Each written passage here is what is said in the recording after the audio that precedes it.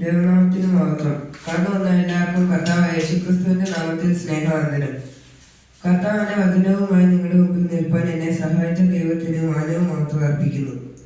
നിങ്ങളുടെ വിലയേറിയ പ്രാർത്ഥനയെ ചോദിച്ചുകൊണ്ട് ദൈവവചനത്തിൽ നിന്ന് സംസാരിക്കാൻ കർത്താവിൽ ആഗ്രഹിക്കുന്നു. അതിന് ഒരു വാക്യം വായിക്കാം. 138 സങ്കീർത്തനം 1 വാക്യം. ഞാൻ പൂർണ്ണ ഹൃദയത്തോടെ നിനക്ക് സ്തോത്രം ചെയ്യും, ദേവന്മാരുടെ മുമ്പാകെ ഞാൻ നിന്നെ കീർത്തിക്കും.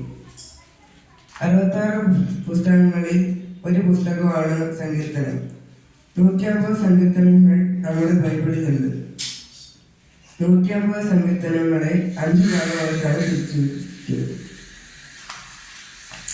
1 മുതൽ 41 വരെയുള്ള സങ്കീർത്തനങ്ങൾ മനുഷ്യനും ദൈവമായിട്ടുള്ള ബന്ധത്തെക്കുറിച്ചാണ് പറയുന്നത്.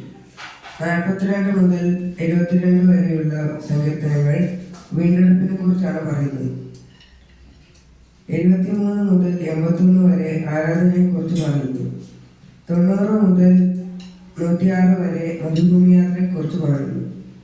107 മുതൽ 150 വരെ അനുസരിച്ച അനുഗ്രഹം എന്ന വിഷയത്തെ കുറിച്ചാണ് പറയുന്നത്.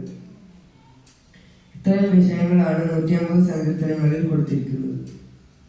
നമ്മൾ വായിച്ചതായ സങ്കീർത്തനത്തിൽ എങ്ങനെ ദൈവത്തെ സ്തോത്രം ചെയ്യണം എന്നതിനെ കുറിച്ചാണ് പറയുന്നത്. ഒന്നാമതായിട്ട് പൂർണ്ണ ഹൃദയത്തോടെ സ്തോത്രം ചെയ്യണം. നാം ദൈവത്തെ സ്തുതിക്കുമ്പോൾ നമ്മുടെ മനസ്സ് പൂർണ്ണമായി ദൈവത്തോട് അടുത്തിരുന്നാൽ മാത്രമേ ദൈവം നമ്മുടെ സ്തുതിയും സ്തോത്രവും ദൈവം കേൾക്കത്തുള്ളൂ. സാഹചര്യമോ സമയമോ ഒന്നും ദൈവം നോക്കത്തില്ല.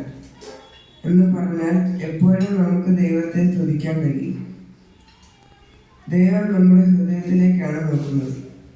അതുകൊണ്ട് അപ്പോസ്തലനായ പൗലോസ് റോമാലേഖനം 12-ാം അധ്യായം 1-ാം വാക്യത്തിൽ പറയുന്നത് പോലെ ആരാധനയ്ക്കായി അഥവാ സ്തുതിസ്തോത്രങ്ങൾ നമ്മുടെ ശരീരങ്ങളെ ജീവനും വിശുദ്ധിയും ദൈവത്തിന്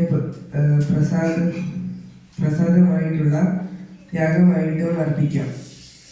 മനസ്സ് പുതുക്കി രൂപാന്തരപ്പെടാം, പൂർണ്ണ മനസ്സോടെ ദൈവത്തെ സ്തുതിക്കുന്നവരായി തീരാം എന്ന് പറഞ്ഞുകൊണ്ട് എൻ്റെ സന്ദേശം നിർത്തുന്നു. ദൈവം നിങ്ങളെ അനുഗ്രഹിക്കട്ടെ.